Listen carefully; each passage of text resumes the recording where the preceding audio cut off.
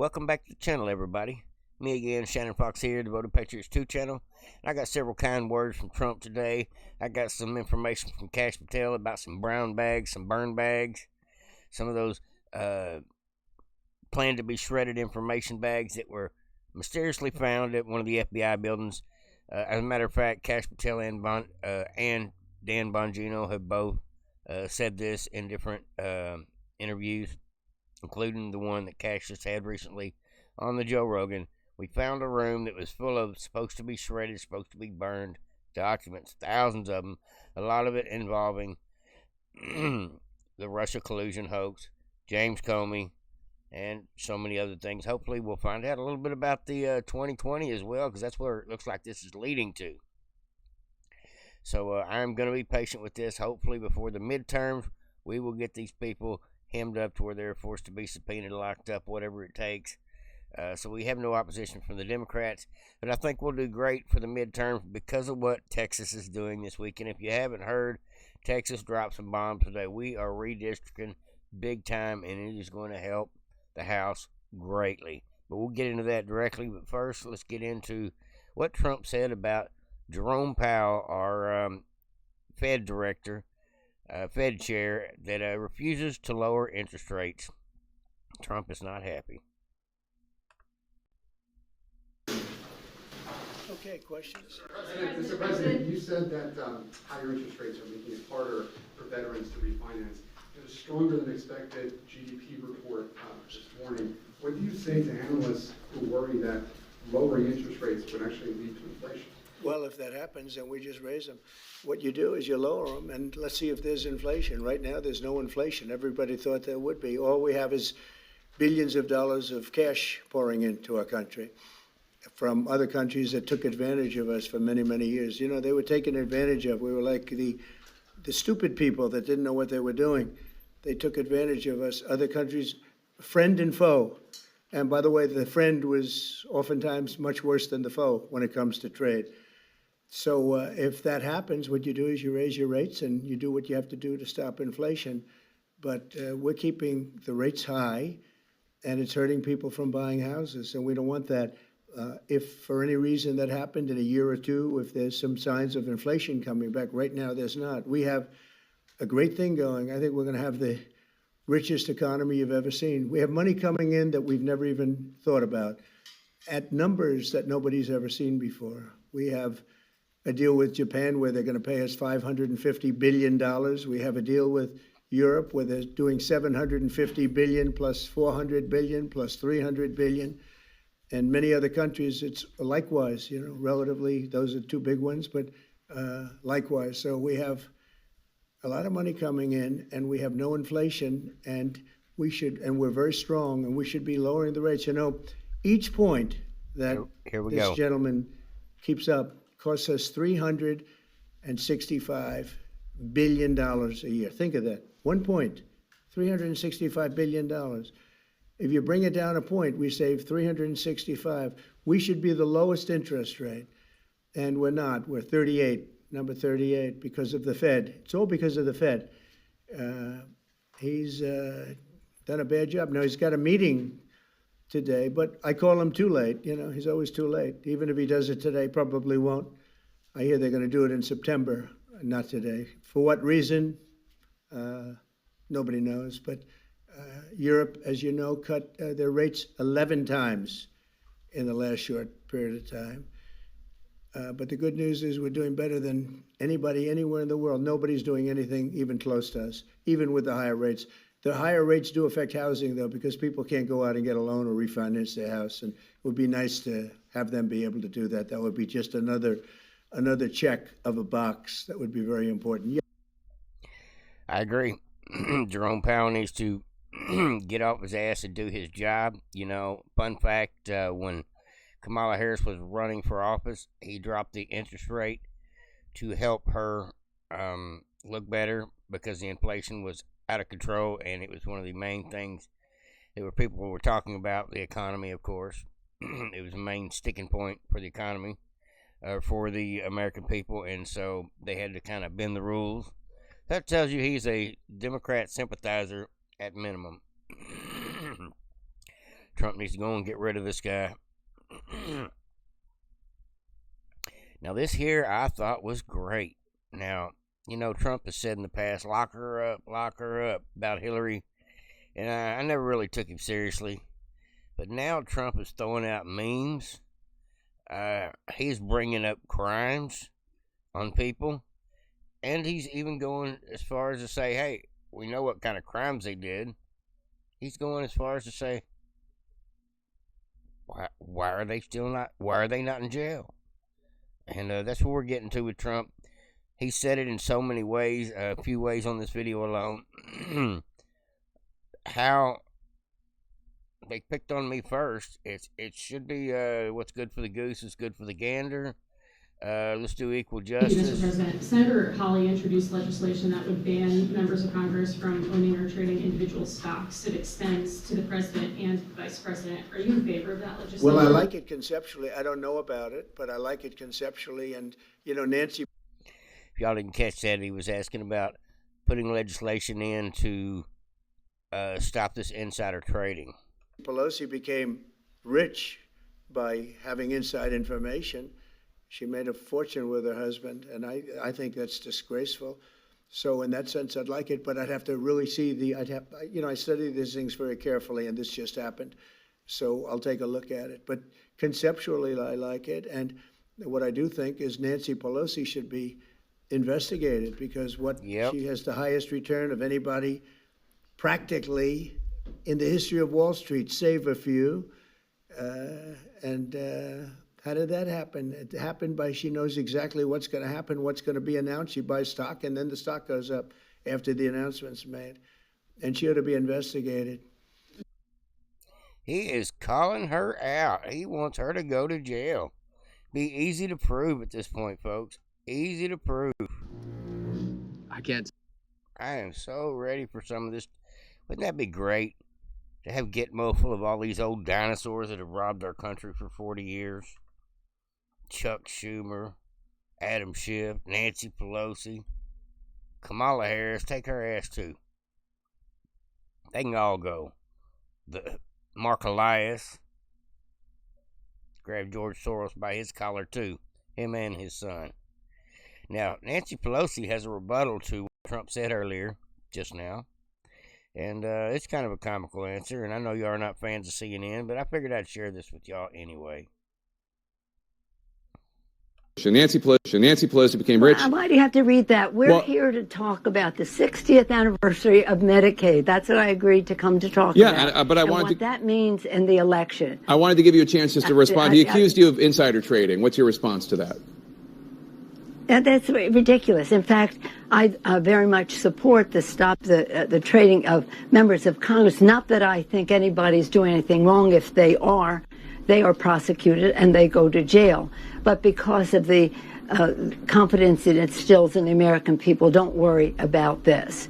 But I have no concern about the obvious investments that had been made over time. I'm not into it. My husband is, but it isn't anything to do with anything insider. Nancy Pelosi became rich. We're going to keep this one, folks. We're going to bookmark this one because this may be the very sentence that brings her down. Yes, sir, folks. Yes, folks, I'm going to keep that one. Yep, this may be a video that is played back in unison when she is in handcuffs for insider trading. It'd be pretty easy to prove. Her and her husband pillow talk. He does the deals. She finds out in advance. Now, I told you Trump was kind of on the rampage, and not in a bad way, in a good way. He is ready to see these people go to jail. He's throwing these hints out there. He's saying these statements about these people being crooks. Breaking it down with details, saying they need to be prosecuted. This is FAFO Trump 47. This is not Trump 45. So Trump went after Obama, reposting an image saying it's time to indict Obama, the traitor, for treason. Time to indict. Says Trump reposted this for women from Trump. Until this happens, nothing will change. Yeah, there's some of them right there. Some of the people need to go to jail. handful of them anyway. Yes, folks, the memes are going wild. Trump has been dropping some great memes over on The Truth. Go check it out if you haven't.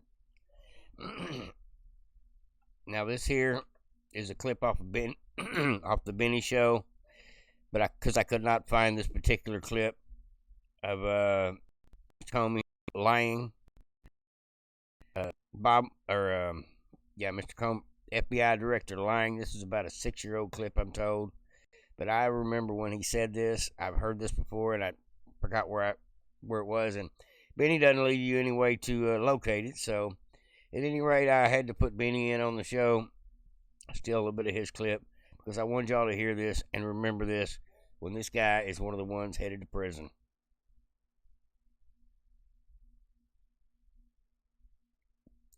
Remember this statement, folks.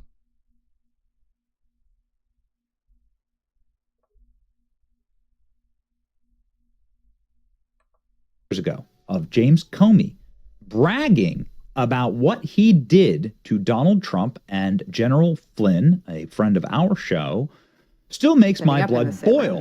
Listen to this. I sent them. How did you entrap Flynn? I sent them. Something I probably wouldn't have done or maybe gotten away with. Something I wouldn't have gotten away with? Like, again, these are terms that criminals use to describe their actions. Investigation, a more organized administration. More organized in the George W. Bush administration, for example, or the Obama administration. In both of those administrations, there was process. And so if the FBI wanted to send agents into the White House itself to interview a senior official, you would work through the White House counsel, and there'd be discussions and approvals, and who would be there. And I thought it's early enough. Let's just send a couple guys over. It's early enough. Let's take advantage of the nascent Trump administration and let's destroy a couple people's lives for a hoax. And let's get Flynn out of there because he's obviously the man who knows where all the bodies are buried. And now those bodies are coming screaming back from the grave.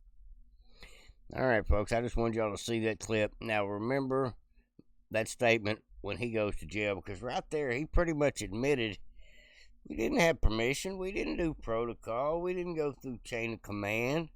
We hated Trump so much we figured we'd just jump right on in there and play our games and just right on in, put the FBI in his life on day one.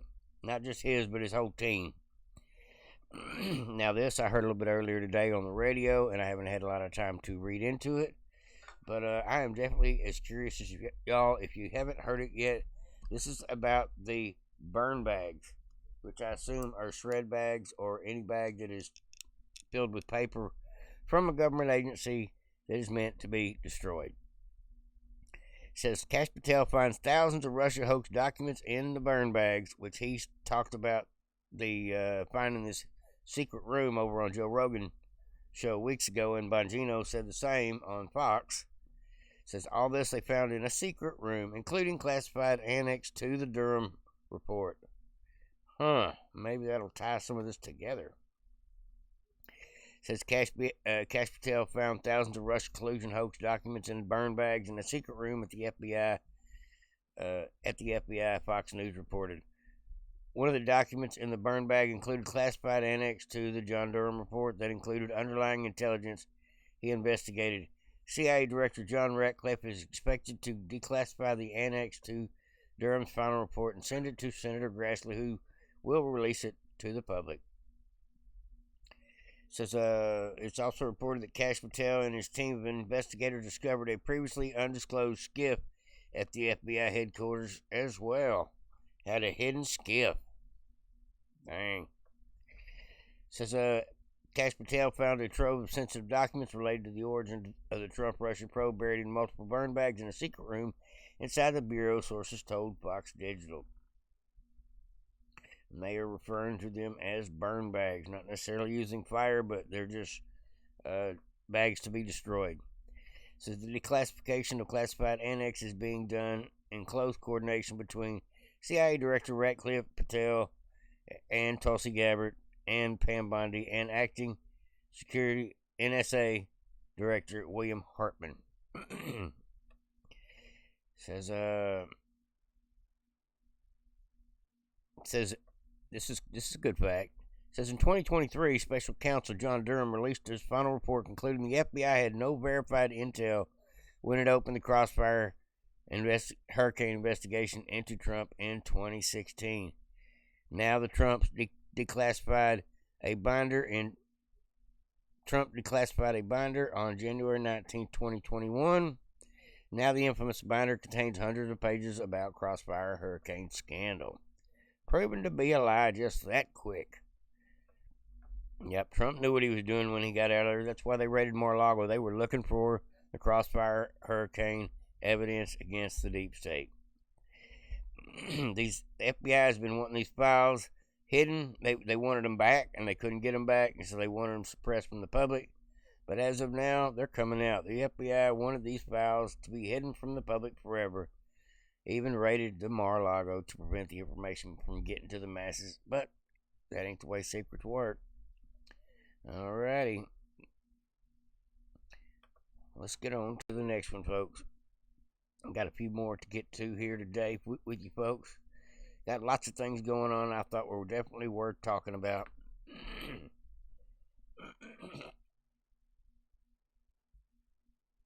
Says holy Jesus, a trap is set. Obama can now be summoned before a grand jury, but he cannot plead the fifth because he has immunity from prosecution, being presidential immunity.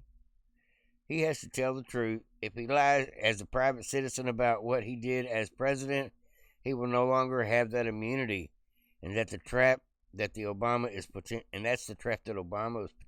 facing. The irony is that in 2015, Obama presided over a meeting in the White House where FBI just cleared General Flynn of any wrongdoing, and they schemed in that meeting on how they might jam him up anyway. Ooh, this is getting deep, folks, getting deep. I know President Trump has every right to be frustrated with him. I think President Trump's analysis last week was right.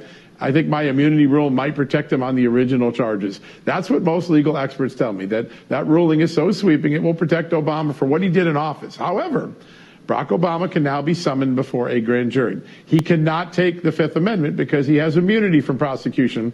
He'll have to tell the truth. If he lies as a private citizen about what he did as president, he'll no longer have that immunity.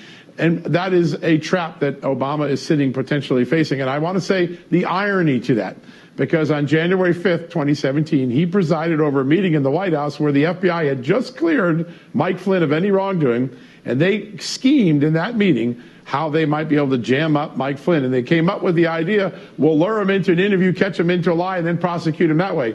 Barack Obama now is about to face a potential similar situation as the one he created unfairly for Mike Flynn. Oh, that is instant karma. Barack Obama's fixing to have to testify.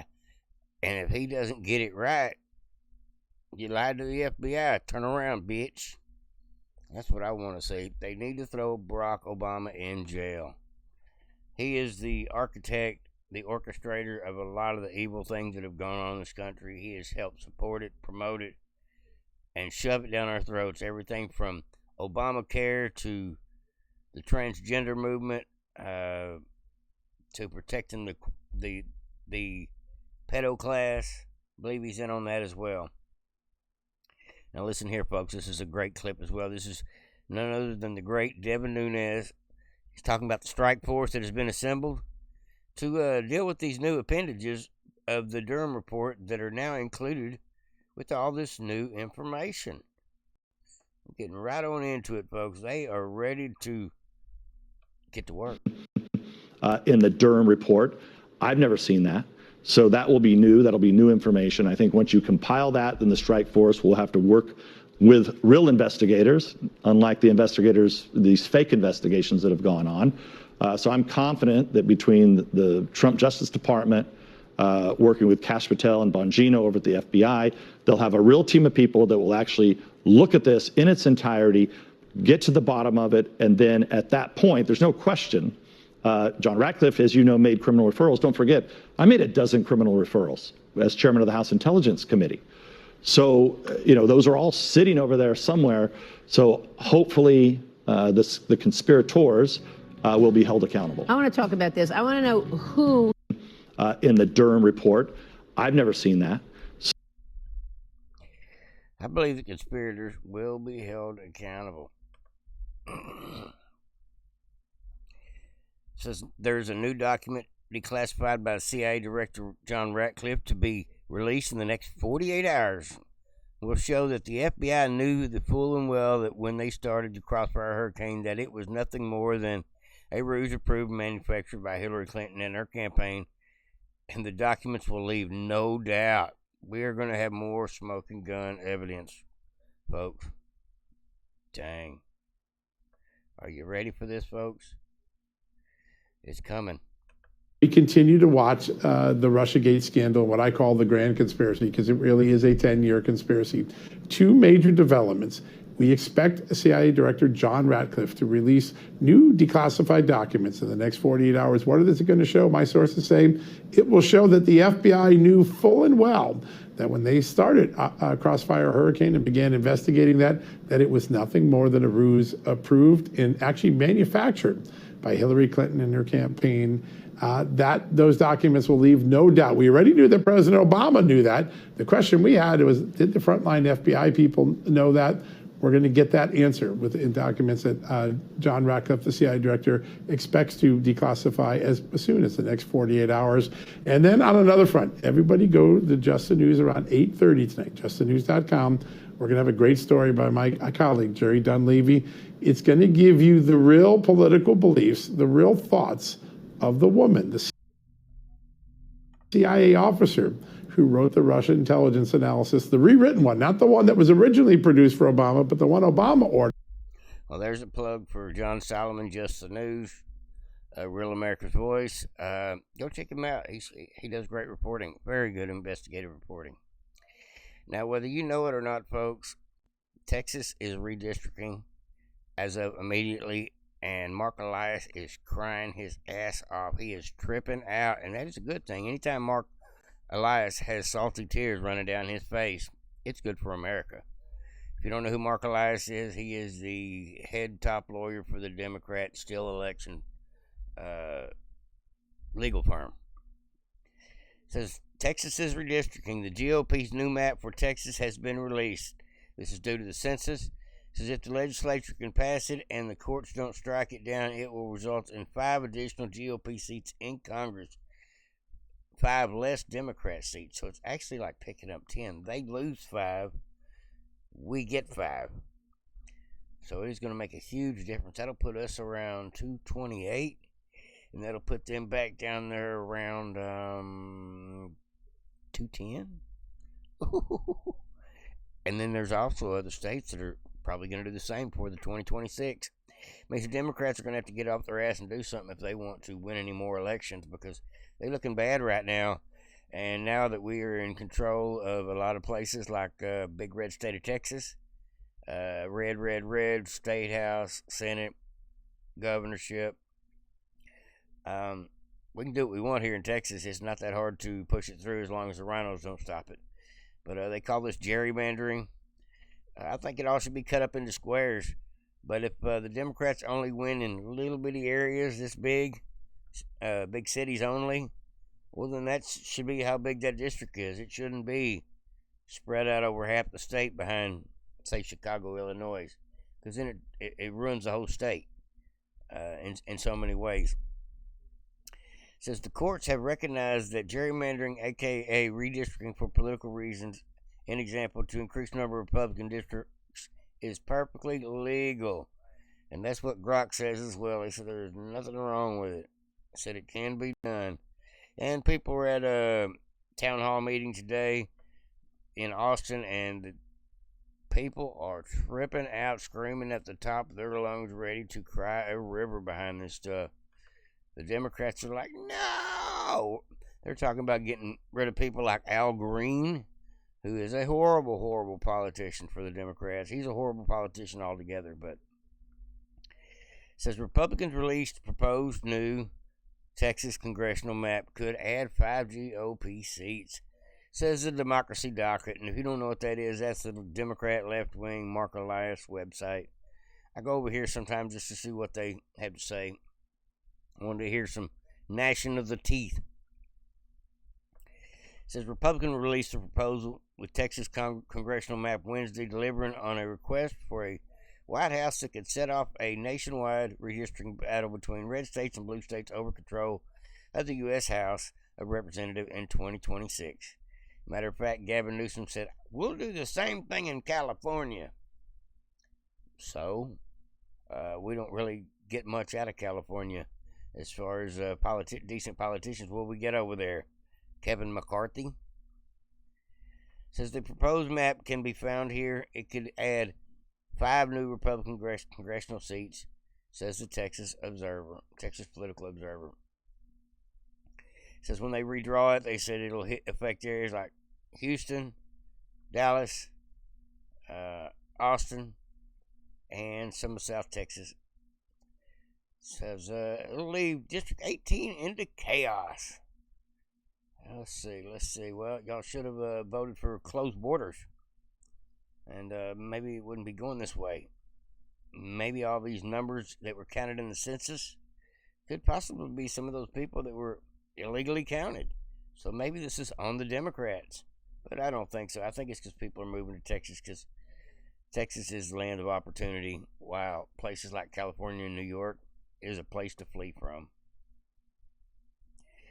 It says the changes also target 2 districts held by Democrat Julie Johnson, District 32, and Mark Beasy, District 33, spans for Dallas and Fort Worth. Good, knock them out. And there's several others. It's definitely causing political mayhem in Texas, says Alvarado. We are still looking at it closely so we can determine the damage it will do. We know that it will damage representation in Texas. Start crying. The White House, Trump, reportedly pressured Texas to redraw its congressional districts to produce 5 additional GOP seats to help protect Republicans' narrow House majority, which we could do it at any time. So Trump said, hey, let's do it. Maybe he did, maybe he didn't, but at any rate, the story is Governor Abbott is bending the knee to Trump, and I'm okay with that. Most people do. It says Democrats in California, Michigan, and Maryland have warned they would respond by redrawing their own congressional maps. It's not like we've got a lot of Republican seats over there. Yes, folks, we gain 5 and they lose 5. That will be a massive.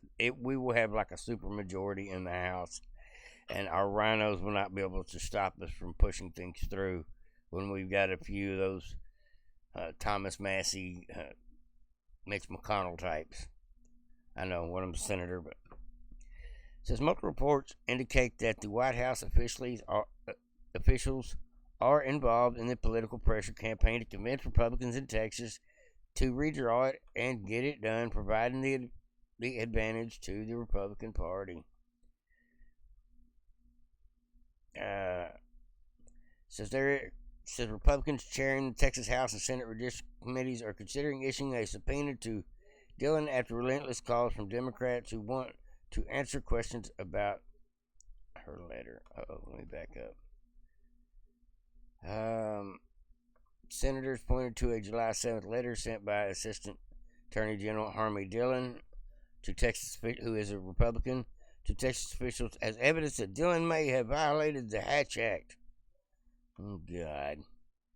Democrats trying to stop something with their lawfare. That's all that is. GOP lays the groundwork for a new attack on voter protections. You see how they word that over here on the docket? Voter protections. Yes, folks, it has been a crazy day when it comes to what's going on in the news. Some days are a little slower than others. Like yesterday felt like a slow news day to me, but I say today is blasting good, especially with this Texas thing going on. And finding out that they are creeping a little bit closer to indictments on all these people. They're building cases and they're doing investigations. At one point, these people are going to have to come in for questioning, whether it be before Congress or before the Department of Justice investigators. It says Gavin Newsom's plan to counter Texas Republicans' plan to redistricting and gerrymandering Democrats. Okay. Now that is the map. That's what Texas looks like after the redistricting. Texas is about 90% red. Wow. If we could just get the rest of the states to look like that, we'd be in good shape, folks. What we got here? Big city, big city. This is probably Houston, San Antonio. This is definitely Dallas, Fort Worth area. I'm guessing this is like El Paso, maybe? Probably. Laredo, El Paso. All right, folks. Let's see here. I got one more clip for you today, folks. I was going to bring y'all. It says, breaking news. Florida Governor Ron DeSantis looking very seriously at redistricting the Florida U.S. congressional map as Texas seeks to do the same to add 5 GOP seats. Florida, if they do it, they will pick up 4 seats, and that will be 9 seats to the good, but it will be taking 9 seats from the Democrats. So it will literally be putting us up into the 230s, potentially, and the Democrats in the low 200s. That's what that would boil out to, folks, if we can get all this through. But right now, it's got to go through the whole legal battle of the Democrats suing to stop it with injunctions and everything else. It's going to happen ASAP because Texas is in process of redrawing the map, and so the opposition has already started. So hold on to your bootstraps, folks, as soon as I find out a little bit more about what's going on with the redistricting of Texas, which will save the Republicans, will save us from the weak rhinos in the House being able to stop our plans to fix our country. We need that. We need that by 2026. When 2026 happens and we have 2 or 3 states redistrict in our favor, the Democrats will lose. So that is one of the advantages we should have coming into the midterms. And the fact that Trump's been getting wins every day, and the Democrat Party, hopefully some of the Democrat Party will be in jail by the time the midterms happen. So looking forward to that as well. But I won't hold my breath on that one. If I do, I'll probably pass out. Like, subscribe, and share, Devoted Patriots. Hope everybody had a great day. Trying to keep you informed. Over and out.